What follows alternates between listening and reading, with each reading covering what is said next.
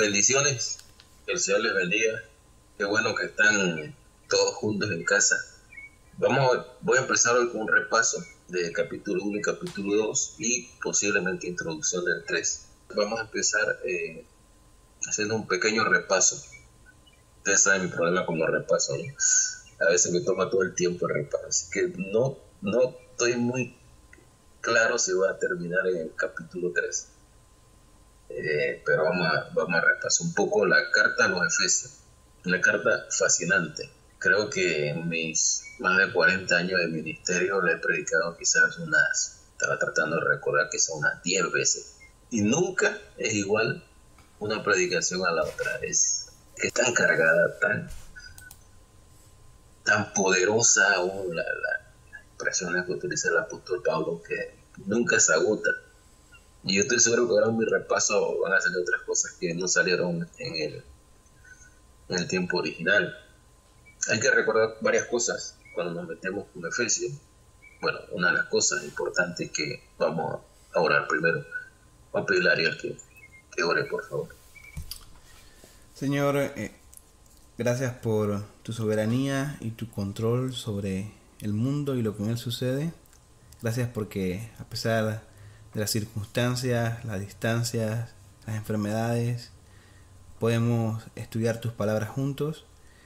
Danos mentes abiertas, danos tu sabiduría, danos tu entendimiento para que lo que leamos en tu palabra, lo que hablemos sea tu palabra y podamos parecernos más a tu Hijo Jesús y ser más como tú.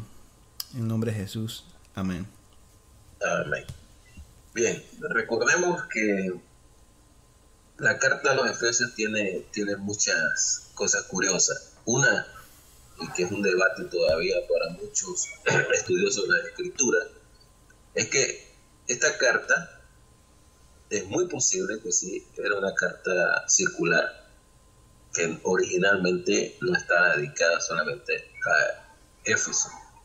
Es una teoría que tiene bastante fundamento, porque se han encontrado papiros realmente que dejan el espacio en blanco como para poner el nombre de la iglesia.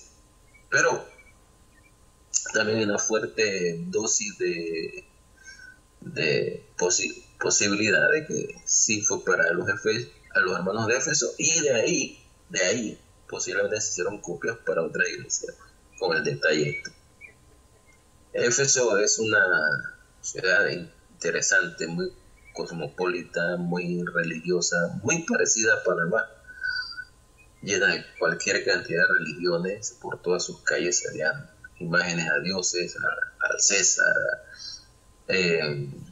Había un negocio grande con la religión, ¿no? Ya comenzamos a hacer paralelismo, ¿no? Había una diosa muy popular, diosa Diana, o Artemisa, era el centro de adoración de toda esa área del Mediterráneo, y era,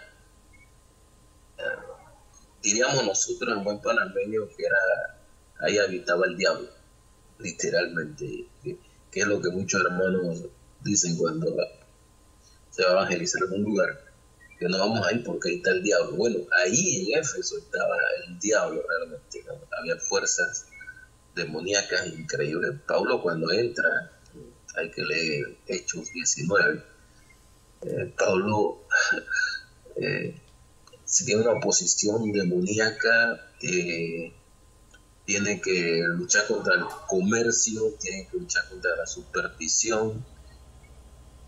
Y interesante que en ese contexto tan adverso floreció la iglesia de Éfeso, que es una de las iglesias más poderosas en el sentido de la comprensión que ellos van a tener. Hay un pasaje en Hechos que me llama la atención cuando habla de Éfeso, que dice que los convertidos, entre ellos muchos brujos, no brujos al estilo de nosotros, no brujos realmente metidos en cosas ocultas, dice que ellos quemaron sus rollos y Lucas hace un cálculo y dice que era bastante plata.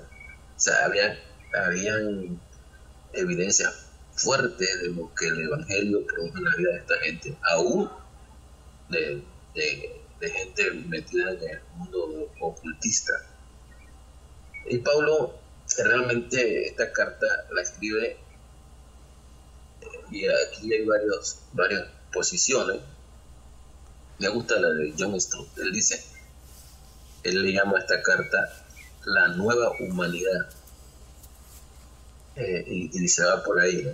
Otros llaman el misterio de la iglesia.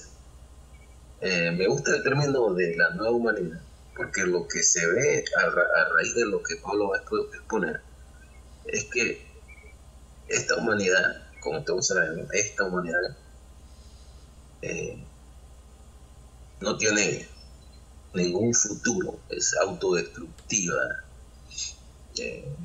va contra los designios de Dios. Así que Dios necesita levantar una nueva humanidad, y es donde entra el papel de la iglesia. Y esto nos va a ayudar a entender el propósito de la carta, a entender el propósito de la iglesia, porque creo que andamos bastante perdidos cuando hablamos de la iglesia. Tenemos conceptos más religiosos, humanistas y aún supersticiosos de lo que es la iglesia. Y Pablo aquí lo va a explicar. Empieza con una introducción donde él mismo se presenta como apóstol de Jesucristo, y esto es importante. A nosotros se nos olvida a veces la tensión que había en la época de Pablo, que era precisamente el hecho de que los judíos eran considerados o se consideraban el pueblo de Dios, y que todos los demás, como ellos mismos, los mismos judíos decían, que los griegos fueron creados para hacer la leña que calentaba al infierno. Y bueno, por ahí se iban. Ellos tenían una actitud bien grosera y atrevida contra los que no eran judíos, totalmente perdidos también del propósito de Dios, porque cuando Dios levanta a este pueblo judío, lo levanta para que sea para bendición a todas las naciones. Bueno, ellos recuerdan que ellos estaban totalmente lejos de ese propósito, y Dios hace un nuevo énfasis al fracasar en los judíos en su propósito por el cual Dios los dejó. Entonces Dios inaugura una nueva forma de llegar al hombre.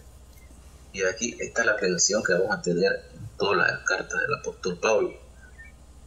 La gente, los judíos, que se creían que eran los únicos, por un lado, y se levanta un judío, el Señor Jesucristo, trayendo y diciendo, no, traigo un nuevo reino, traigo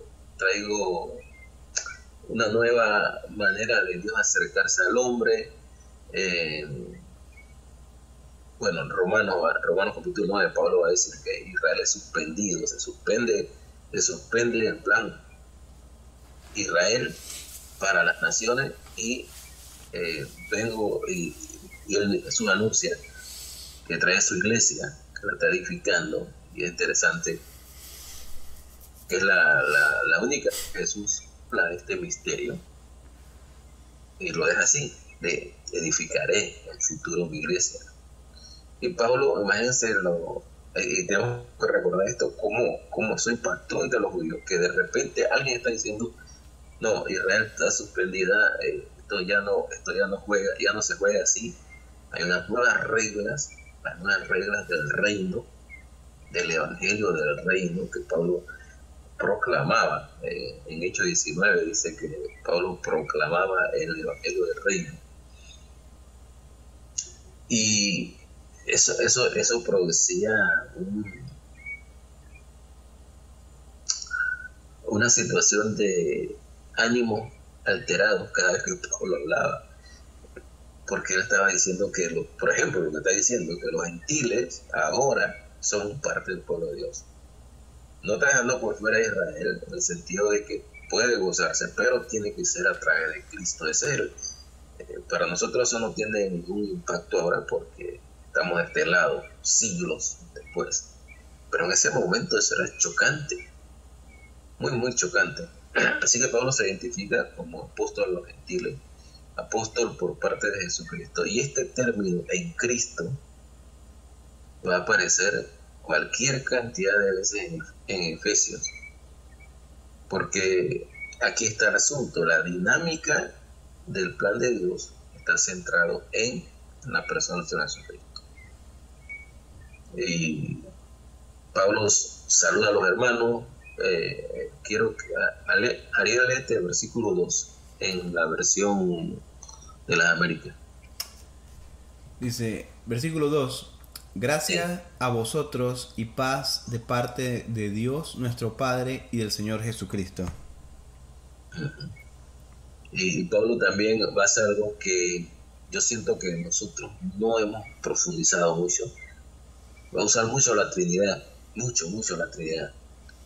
Claro, el énfasis está en la obra del Señor Jesucristo, pero vamos a ver cómo el Padre dicta y cómo el Espíritu Santo hace que esa verdad la podamos vivir nosotros. Es una carta compleja, pero hermosa a la vez. Y es por eso el repaso, porque necesitamos amarrar todo lo que ya hemos dicho. Y puede ser que si entramos de golpe en el 3, nos perdamos un poco. Hay un estilo de Pablo en todas las cartas de los primeros capítulos, aunque no escribió capítulos, en la primera parte de sus cartas está la doctrina, está el peso del por qué son las cosas, lo que motiva las cosas. Y la segunda parte, la parte práctica, no sé cómo se aplica estas verdades en la vida. Y en Efesios es fascinante, está clarito, marcado así. Si uno no toma en cuenta esto, entonces nos encontramos con problemas cuando queremos, pasa con Efesios, cuando queremos hablar, por ejemplo, de la familia, solamente basado en el capítulo 4, 5, que habla de la familia, o queremos hablar de la armadura de Dios en el capítulo 6, sin el contexto, perdemos, yo calculo que más del 60% lo perdemos porque no trae su contexto. Cuando lo ponemos en su contexto, vamos a ver las maravillas que Dios está pidiendo a nosotros y dándonos el poder para hacerlo. Es un repaso. Así que recordemos, vimos del capítulo 3 al 14 la primera parte. Esta carta tiene otra fascinación y uno quisiera tener un video para poder ver, visto ese momento, vivir ese momento con Pablo. Es una carta muy, ¿cómo diríamos? Muy personal, no está elaborada quizás como Romanos. Es una carta muy personal, muy emotiva. Pablo empieza con una doxología, una alabanza a Dios, producto de lo que va a decir. Y lo vamos a ver aquí en el versículo 15. Hace una primera oración, producto de la doxología que hizo, del 3 al 14. Y después lo vemos de nuevo en el capítulo 3. Lo mueve todo lo que él está diciendo y todo lo que está recordando a actos de adoración. Y ese sería el momento precioso. Si era que lo estaba dictando, cuando Pablo decía, espérate, voy a inclinar, voy a orar, voy a darle gracias a Dios por todo lo que estoy diciendo. Ese sería el momento cumbre de uno poder estar viendo a Pablo y afuera que lo dictó y está preso, posiblemente si la dictó, ahí en su celda, emocionado 100% por lo que está revelando. Y Pablo aquí empieza en el 3 al 14 a revelar el misterio. Lo va a decir más adelante, pero empieza a revelarlo ahora. En el 3 va a decir que esto es un misterio. Esto no se sabía en el Antiguo Testamento, nada de esto. es la otra fascinación de la carta. Que Pablo trae una revelación totalmente nueva. Esto no lo entendía ni lo manejaba David, ni Jeremías, ni Isaías, ni Ezequiel, nadie en el Antiguo Testamento manejaba estas bellezas de la nueva, por lo tenía que llamar, dispensación de parte de Dios. Vamos a leer, pedirle a Ariel que nos lea, pero en una versión que se llama Palabra de Dios para Todos, PDT. Si ustedes la pueden conseguir en internet, que está gratis, así que la pueden bajar. Pero quiero que lo escuchemos en esta versión. Ariel, por favor. Efesios 1. Estimado pueblo santo de Dios que es fiel a Jesucristo y vive en la ciudad de Éfeso. Un cordial saludo de Pablo, apóstol de Jesucristo, por voluntad de Dios. Que la paz y las bendiciones de Dios nuestro Padre y del Señor Jesucristo estén con ustedes. Bendito sea Dios, Padre de nuestro Señor Jesucristo, que nos ha dado toda clase de bendiciones espirituales en el cielo a través de Cristo. Dios quiere bendecirnos de esta manera porque nos eligió por amor antes de la creación del mundo, para que fuéramos su pueblo santo sin falta ante Él, por amor que tiene. Dios decidió adoptarnos como hijos suyos a través de Jesucristo. Eso era lo que Él tenía planeado y le dio gusto hacerlo. Dios nos eligió para que así se le honre por su grandioso amor que nos dio gratuitamente por medio de su Hijo amado. La sangre que Cristo derramó en su muerte pagó el rescate para librarnos de la esclavitud. Es decir, que Dios es tan generoso que perdona nuestras faltas y nos mostró abundantemente su bondad con completa sabiduría y entendimiento. Nos ha dado a conocer su plan secreto. Esto fue lo que con gusto Dios quiso hacer por medio de Cristo. El plan de Dios, que se cumplirá a su debido tiempo, es poner bajo el mando de Cristo todo lo que hay en el cielo y en la tierra. Dios nos eligió por medio de Cristo para ser su pueblo tal como ya lo tenía planeado, pues Él actúa de manera que todo lo que suceda salga de acuerdo con su voluntad. Nosotros los judíos ya estábamos esperando al Cristo desde hace tiempo. Fuimos elegidos para alabarle por su grandeza. Y esto mismo sucede con ustedes. Oyeron el mensaje de la verdad, o sea, las buenas noticias de su salvación, y creyeron en Cristo. Por medio de Él, Dios les puso el sello del Espíritu Santo que había prometido. El Espíritu es un adelanto que se nos da como garantía de que recibiremos lo que Dios prometió. La promesa de Dios llegará cuando se complete nuestra liberación, para que alabemos a Dios por su grandeza. En este primer bloque es emocionante ver cómo la Trinidad trabajó a favor de nosotros, los seres humanos. Algunos dicen que es la oración más larga que hay en la literatura griega. Otros dicen que no, que es la oración en griego más larga de la Biblia. Sea una, sea la otra, lo que demuestra esta oración es lo impactado que estaba Pablo con lo que él conocía de que Dios había hecho. Y yo creo que a todos nos debe impactar la Trinidad trabajando en nosotros, nos escoge, nos ama, el Hijo